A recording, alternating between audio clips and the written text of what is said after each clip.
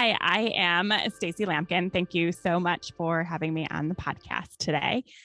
A little bit about myself. I'm a pediatric pharmacist, and after going through my own healthcare journey, started really becoming passionate about patient advocacy and became a board certified patient advocate.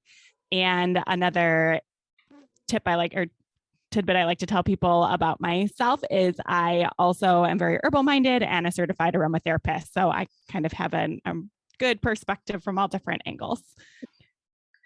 For those, it would be ideal if there were an independent or private patient advocate in that situation, or care coordinators are an expanding role. So different people are starting to address those social workers, of course, are starting to address those different aspects.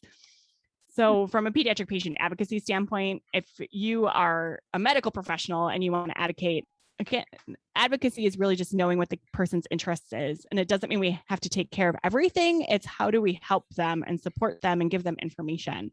And do we love to pass a person around? Of course not, but we can't take care of it all. So it's knowing, I think in this case, it's knowing what resources to refer people to. And it might be another person. It might be a patient advocate that can actually help guide that system, or a social worker, or maybe in a rural community setting, we don't have those resources, but then maybe there's foundations that are out there, or different programs that are out there to refer patients to help get that support. Absolutely. And I think it comes down to looking at the factors that prevent the child's full potential. And for example, many pediatricians in BC are seeing that 1 in 5 children, for example, are suffering from poverty. So now they realize that in BC, for example, being a pediatrician is more than just being having a child in your office. It's going on broader, higher levels of political advocacy.